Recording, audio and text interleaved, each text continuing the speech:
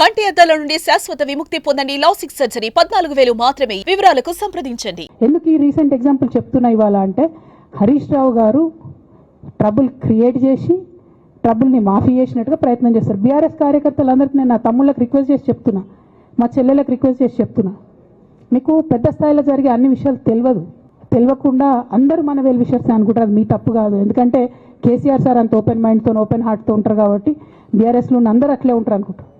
కానీ చాలా మందికి చాలా హిడెన్ ఎజెండాస్ ఉన్నాయి. ఓ పక్క కాంగ్రెస్తో కలిసి ఉన్నారు, ఇంకో పక్క బీజేపీతో మాట్లాడుతున్నారు, ఎటు ఎవరితోనూ అవసరమైతే అటు మాట్లాడుతున్నారు. అదేవిధంగా 2018 ఎన్నికలలో హరీష్ రావు గారు 20-25 మంది ఎమ్మెల్యేలకు ఎన్నికలలో అడిషనల్ ఫండింగ్ ఇచ్చారు, పార్టీ ఇచ్చింది కాకుండా. ఏడికేలు వచ్చినాయి హరీష్ రావు గారికి అన్ని డబ్బులు? 100% కాళేశ్వరంలో జరిగిన అవినీతి నుంచి వచ్చిన డబ్బులే. ఆయన ఆలోచన ఏం చేసిందంటే ఏమన్నా కొద్దిగా అటు ఇటు అవుతుందేమో రిజల్ట్, నా దగ్గర ఎమ్మెల్యేస్ ఉండాలని ఆలోచన చేసి. నీకు అసలు అట్లాంటి ఆలోచన ఎందుకు వచ్చింది?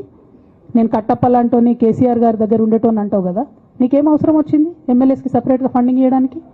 ఎవరికి తెలియదు అనుకుంటారా? ఇది ఎవరు చెప్పారు అనుకుంటారా? ప్రతి ఒక్కరు చెప్తారు ఎమ్మెల్యేస్ ఓపెన్. నా పేర్లు కూడా తెలుసు, చెప్తే బాగుండదు, ఎమ్మెల్యేలు ఇబ్బంది పడతారు. నేను అనేది ఏంటంటే 2009లో రామన్న సిరిసిల్ల ఎలక్షన్లో మా బంధువుకు సంబంధించిన వ్యక్తులతోని 60 లక్షల రూపాయలు పంపిన హరీష్ రావు గారు రామన్నను ఓడగొట్టడానికి. నిన్నగాక మొన్న ఒక వీడియో మీరు కూడా చూసి ఒంటేరు ప్రతాప్ రెడ్డి గారిది, మీ మామయ్యను ఓడగొట్టమని ఎంతంటే అంత డబ్బులు ఇస్తా అని చెప్పిర్రని. ఓ పక్క కేసీఆర్ గారిని ఓడగొట్టాలి, ఓ పక్క కేటీఆర్ గారిని ఓడగొట్టాలి. నిజామాబాద్లో నా ఎంపీ సెగ్మెంట్లో అందరు ఎమ్మెల్యేలను మేనేజ్ చేయాలి, అందరిని మన కేసీఆర్ కుటుంబాన్ని ఓడగొట్టాలి, విచ్ఛిన్నం చేయాలి. కానీ కేసీఆర్ గారి పేరుతో వచ్చేటటువంటి బెనిఫిట్స్ మాత్రం అన్నీ కావాలి. మరి ఇటువంటి వారిని నా రిక్వెస్ట్ కేసీఆర్ గారితో కేటీఆర్ గారితో, వారిని మీ పక్కన పెట్టుకొని నిజం మాట్లాడే నన్ను బయటకు పంపితే మరి పార్టీ బాగుంటుందా? దయచేసి ఆలోచన చేసుకోండి. నేనేమంటున్నా రామన్న మిమ్మల్ని అంటే, నా మీద మీకు కోపం ఉండొచ్చు, నా మీద ఏముందో ఎవరేం చెప్పారో నాకు తెలియదు. నేను మాత్రం నా ప్రాణం పోయినా కేసీఆర్ గారికి హాని జరగాలని కానీ కేటీఆర్ గారికి హాని జరగాలని కానీ కోరుకోను. అది నా నైజం కాదు. ఆడపిల్లలకు అట్లుండదు. ఆడపిల్లలు ఇల్లు బాగుండాలనుకుంటారు. నా మనసుకి ఎంత గాయం అయితే, నాకు ఎన్ని అవమానాలు అయితే, నాకెంత ఇన్సల్ట్ అయితే, నా మీద ఎన్ని కుట్రలు జరిగితే నేను ఇట్లా మాట్లాడుతున్నది నా బాధ, ఇది నా ఆవేదన. నాన్న చూస్తలేరేంది వీళ్ళని అన్నది ఆవేదన, చూసుకుంటే క్షమిస్తారేంది ఇంకెన్నిసార్లు క్షమిస్తారు అన్నది నా బాధ. అంతే తప్ప నాకేం కోపం ఉంటుంది? ఎందుకు కోపం ఉంటుంది? నాకు ఎన్ని జన్మల పుణ్యం ఉంటే కేసీఆర్ లాంటి తండ్రి దొరుకుతాడు? కోట్లలో ఒకరికి ఉండేటటువంటి తండ్రి నాకు దొరికిండు. ఆయన లేకపోతే నేనెవరు ప్రపంచానికి తెలుస్తుందా? నాకెందుకు అవసరం ఉంటుంది? నాకేం కోపం ఉంటుంది కేసీఆర్ గారి మీద? నాకు టీఆర్ఎస్ పార్టీ మీద ఎందుకు కోపం ఉంటుంది?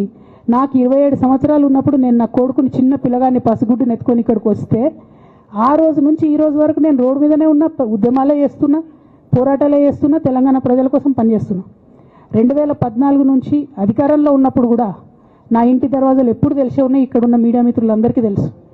అధికారంలో ఉన్నా లేకున్నా నేను ఇట్లనే ఉన్నా. అధికారంలో ఉన్నప్పుడు నన్ను ఏమి సాగనీయకుండా నన్ను ప్రతిపక్ష ఎమ్మెల్యేని చూసినట్టు, ప్రతిపక్ష ఎంపీని చూసినట్టు చూసినా నేను ఇట్లనే ఉన్నా, ఓపెన్ మైండ్తోనే ఉన్నా. నేను కోరేది ఒకటే, కేసీఆర్ గారి ఆరోగ్యాన్ని కాపాడండి రామన్న, పార్టీని కాపాడండి, పార్టీలో ఉన్న కార్యకర్తలని కాపాడండి, అందరు బాగుండేలాగా ప్రజా సమస్యలు తీసుకోండి. నాకు అంతకుమించి కావాల్సింది ఏం లేదు. కానీ మొన్న అసెంబ్లీలో అర్ధరాత్రి దాకా పెట్టి రేవంత్ రెడ్డి గారు కేసీఆర్ గారిని తిడుతుంటే దయ్యాలు వేదాలు వాళ్ళు ఇస్తున్నట్టు అనిపించింది నాకైతే.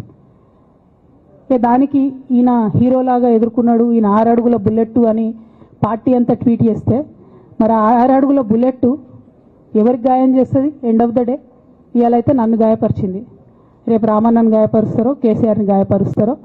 జాగ్రత్తగా ఉండండి రామన్న, నేను చెప్పేది ఏం లేదు. జాగ్రత్తగా ఉండండి, కేర్ఫుల్గా ఉండండి.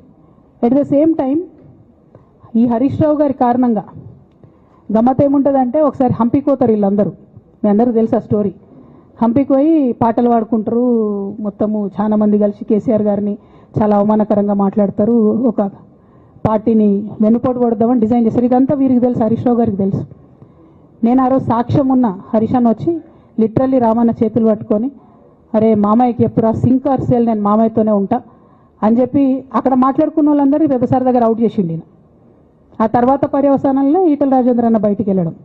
సుమన్ టీవీలో మీ పర్సనల్ అండ్ బిజినెస్ ప్రమోషన్స్ కోసం కింది నెంబర్కి కాంటాక్ట్ చేయండి. డ్రగ్స్, గంజాయి లాంటి చెడు వ్యసనాలకు దూరంగా ఉండండి. తాత్కాలిక ఆనందం కోసం జీవితాలని నాశనం చేసుకోవద్దు. డ్రగ్స్ విక్రయాలు, దందాలు నిర్వహిస్తే 180059969969 టోల్ ఫ్రీ నంబర్ కి కాల్ చేయండి. డ్రగ్స్, గంజాయిని నిర్మూలిద్దాం, భవిష్యత్తును కాపాడదాం.